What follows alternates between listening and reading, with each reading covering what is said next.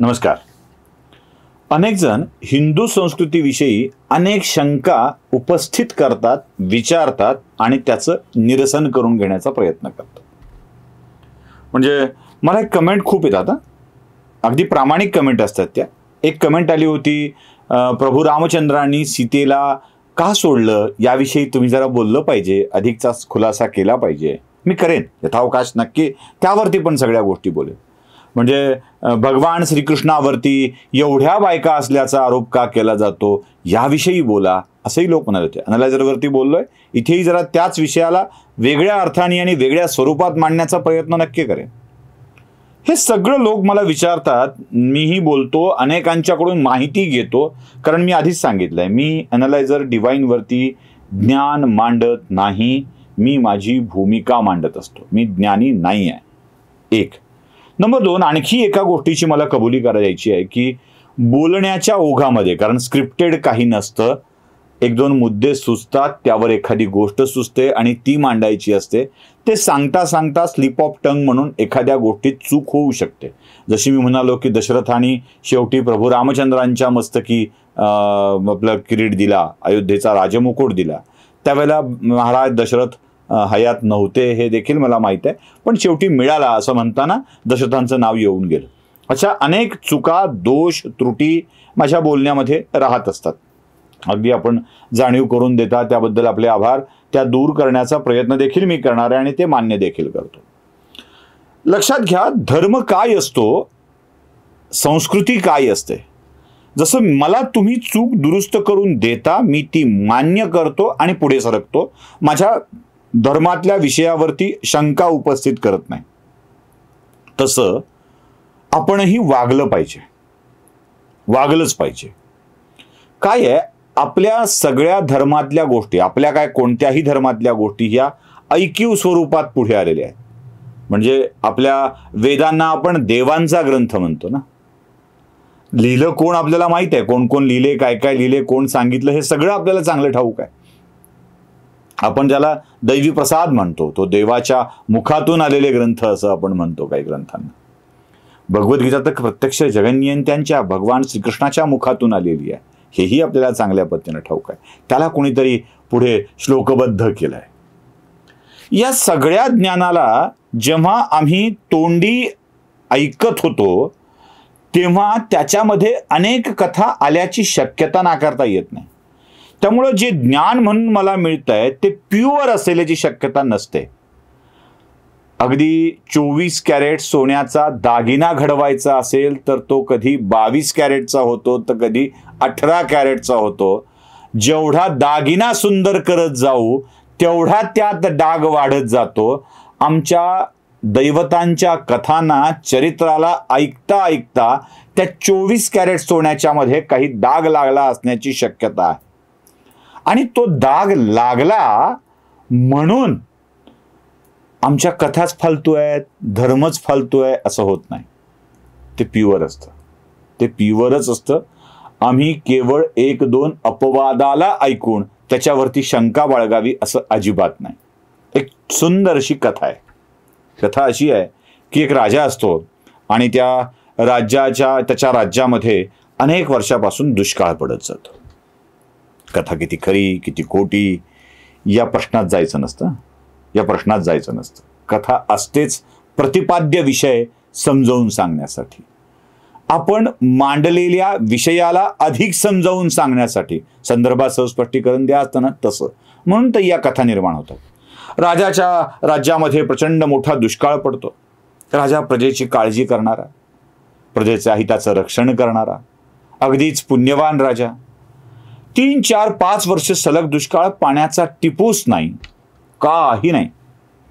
अशा वेळी सगळी प्रजा रोज राजाच्या सकाळी दरबारात जाते, म्हणते महाराज आता जगायचं कसं हा प्रश्न पडलाय, पिण्या इतकं पाणी मिळत नाही आहे, अन्नाचा कंत सोडून द्या, आता अक्षरशः वाईट अवस्था आली. राजकोष प्रजेसाठी खुला करून दिला जातो आणि तरीही प्रजेच्या गरजा भागत नाहीत, पाऊस काही येत नाही अशी स्थिती येते. राजा विचार करतो हे फार अवघड झालंय, सहन करण्याच्या पलीकडे चाललंय, आता आपण निघून जावं का यातून, सोडून द्यावं का, राजाचं कर्तव्य सोडून द्यावं का प्रजेला सांभाळण्याचं. राजा विचार करतो, काही काळ तरी आपण जरा एकांतवासात गेलं पाहिजे आणि याचा शोध घेण्याचा प्रयत्न केला पाहिजे की का होतंय, याचा उत्तर काय असू शकेल. राजा आपल्या विश्वासू प्रधानाला घेऊन जंगलात जातो. दोघेही जीवश्य कंठस्थ मित्र, नौकर कमी आणि मित्र जास्त असलेला प्रधान राजाच्या सोबत असतो. दोघेही जंगलात जातात. चालत चालत चालत गेलेले असतात. राजाची अवस्था वाईट असते. प्रजेचा विचार करत असतो. प्रधानालाही कळत नाही की आपल्या राजाला काय करून समजावून सांगावं. भर दुपारी पाणी सोबत असलेलं संपून जातं. काहीतरी आणलेलं असतं ते खाऊनही होऊन जातं. राजा थकून जातो आणि थकल्या थकल्या राजा प्रधानाच्याच मांडीवर डोकं ठेवून गाढ झोपी जातो. राजा गाढ झोपी गेलेला असतो. प्रधान मात्र आपला राजा झोपी गेलाय त्याची काळजी घ्यायला हवी म्हणून जागा असतो. तोच त्याच झाडाच्या फांदीवरती बसून 2 पाखरं गप्पा मारत असतात. प्रधानाला पाखरांची भाषा येत असते. पाखरं बोलत असतात, खूप वाईट वाटतंय या राजाची याची अवस्था बघून. एवढा प्रजेचं कल्याण करणारा राजा, त्या राजाची ही अवस्था बघून आम्हालाही वाईट वाटतंय, पण काय करणार, राजाला कसं सांगणार, उपाय त्याच्याकडेच आहे. प्रधान एकटक ऐकत असतो. त्याला कळतं की काहीतरी गडबड आहे, उपाय दिसतोय, बघूया, ऐकूया. पहिलं पाखरू दुसऱ्या पाखराला सांगतं, राजाची मान कापून जर राजाचं रक्त कोणी त्याच्या राज्यातल्या एकाही विहिरीत टाकलं तर सगळ्या विहिरीला पाणी येईल. दुसरं पाखरू म्हणतो, अरे काय सांगतोयस, राजाच मेला तर प्रजेचं पुन्हा काय होणार. एवढा प्रजेची काळजी करणारा राजा, त्याचं रक्त विहिरीत टाकल्यावर राजा मेला तर. ते म्हणाले, छे छे, राजा थोडाच मरणार आहे. राजा ज्या झाडाखाली झोपलाय ना त्याच झाडाच्या फांद्यांना काढलं, उवाळून त्याचं गंध केलं आणि ते पुन्हा राजाच्या मानेवर लावलं तर कापलेली मान जोडून येईल आणि राजा पुन्हा जिवंत होईल. पाखरं एवढं बोलून गप्प बसतात. प्रधान विचार करू लागतो, खरं असेल का? खरं असेल तर आपण राजाची मान कापून पुन्हा जोडून टाकावी का? प्रजेचं कल्याण होऊन जाईल. करायला पाहिजे का असं? प्रधान विचार करतो, आपला एवढा प्रिय मित्र, आपला राजा, आपला अन्नदाता, त्याला मारायचं आणि उद्या मान नाही जोडली तर काय करायचं? प्रधान तेवढ्या वेळात एक क्षणभर मनात विचार करतो आणि राजाचं हळूच डोकं बाजूला काढतो, तलवार घेतो आणि खटकन आपल्या करंगळीवर चालवतो. प्रधानाची करंगळी तुटते आणि ती तुटलेली करंगळी हातात घेऊन प्रधान त्या झाडाच्या पानांना, फांद्यांना घेतो आणि त्याचा रस काढून आपल्या करंगळीला जोडतो. काय आश्चर्य, करंगळी जोडली जाते. त्याला कळतं की हे खरं आहे. आता आपण जनकल्याणासाठी हे करू शकतो. तो पुन्हा येतो, तलवार घेतो, राजाची मान आपल्या मांडीवरती ठेवतो आणि 1-2 मिनिटं झाल्यावर तलवार अशी उगारतो. तलवार उगारल्याबरोबर राजाचे डोळे उघडतात, क्षणभरासाठी उघडतात.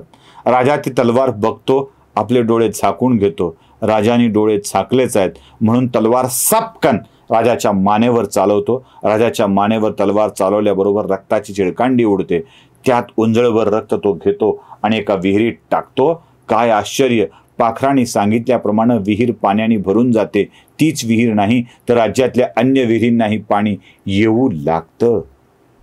प्रधान उठतो, पुन्हा फांद्या पानं काढतो, राजाच्या मानेला लावून टाकतो. राजाची मान जोडली जाते. राजा झोपेतून उठल्यासारखा उठतो आणि प्रधानजीला म्हणतो, अरे प्रधान, काय झालं सगळं? तुम्हाला महाराज, सगळ्या विहिरी पाण्याने भरल्यात, सगळ्या विहिरी पाण्याने भरल्यात. वा, खूप छान झालं. चला म्हणतो राजा आणि प्रधान जातात निघून राज्यामध्ये. सगळ्या राज्यामध्ये आबादी आबाद असते, पाण्याने भरलेल्या विहिरी असतात. त्या विहिरीतून शेती करता येते, लोकांना पाणी प्यायला मिळतं, आबादी आबाद होऊ लागतं, झाडं जगू लागतात, पुन्हा पाऊस पडू लागतो आणि राज्यामध्ये सुकाळाची स्थिती येते. प्रधानाच्या मनामध्ये मात्र एक शल्य कायम असतं, राजाने मी तलवार उगारलेली बघितलं होतं, मला काहीच का म्हटलं नाही, काहीच का म्हटलं नाही. सगळ्या चांगल्या स्थितीमध्ये 2-3 वर्षानंतर पुन्हा राजा आणि प्रधान त्याच जंगलात जातात. प्रधान थांबवतो, म्हणतो, महाराज, आठवलं काही तुम्हाला? काय रे, आपण दुष्काळ पडलेलं असताना याच जंगलात आलो होतो. तो म्हणाला, हो, मी तर याच झाडाखाली झोपलो होतो. होय महाराज, आपण याच झाडाखाली झोपलो होतो, मला त्याचंच काहीतरी विचारायचं. राजा म्हणाला, काय रे, काय विचारायचंय? तुम्हाला आठवतंय तुम्ही माझ्या मांडीवर डोकं ठेवून झोपलेले होतात आणि मी तलवार उचलली होती तेव्हा तुम्ही डोळे उघडले होते. हो, मी पाहिलं तुला तलवार उगारलेली, तरीही पुन्हा डोळे मिटून झोपलात. तो म्हणाला, हो, मी पुन्हा डोळे मिटून झोपलो. तुम्हाला असं का नाही वाटलं की मला विचारावं तलवार का उगारलीस? तुम्हाला पुन्हाही असं का नाही वाटलं की प्रधान, अरे तू माझा जीव घ्यायला निघाला होतास, माझ्यावर तलवार मारायला निघाला होतास? तो म्हणाला, मित्रा, तू प्रधान नंतर आहेस, मित्र आधी आहेस. आणि माझा विश्वास आहे तू माझ्यासोबत जी कृती करशील ती जनकल्याणासाठीच करशील, माझ्या चांगल्यासाठीच करशील, माझ्या भल्यासाठी करशील.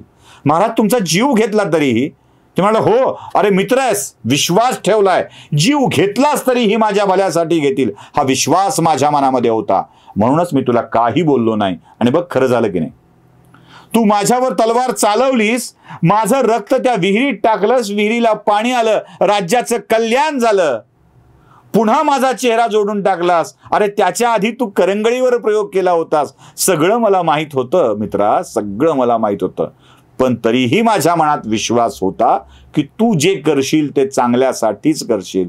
म्हणाला, महाराज माझ्याही मनात विश्वास होता, मी राजावर तलवार चालवली तरीही राजाला खात्री असेल की यातून जनकल्याण होणार आहे, म्हणूनच ते मी करू शकलो.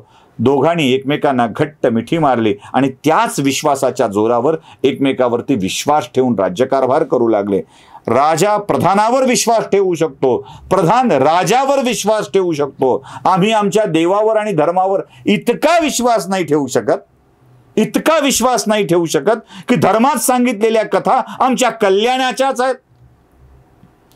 कोणीतरी काहीतरी बदल केला म्हणून, एखाद्या कथेमध्ये एखादी गोष्ट आली म्हणून आपण आमच्या धर्मावरच अविश्वास व्यक्त करायचा, म्हणायचं रामाने असं का वागावं, कृष्णाने असं का वागावं, देवानी असं का वागावं, असे प्रश्न आम्हीच उपस्थित करायचे आणि आमच्याच धर्मावरती, आमच्याच देवावरती अविश्वास दाखवायचा. आमच्या देवावरती विश्वास ठेवता आला पाहिजे. आणि ज्या दिवशी तो विश्वास येईल ना, त्या दिवशी पुढच्या सगळ्या कथा ऐकण्यात मजा आहे, त्याच दिवशी पुढच्या सगळ्या कथा ऐकण्यात खरा रस आहे, खरं फलित आहे. त्यामुळं आजपासून पुढच्या कथा ऐकताना त्या देवतांच्या विषयी, धर्माच्या विषयी तुमच्या मनात विश्वास आहे का, एवढं नक्की करून घ्या. नमस्कार.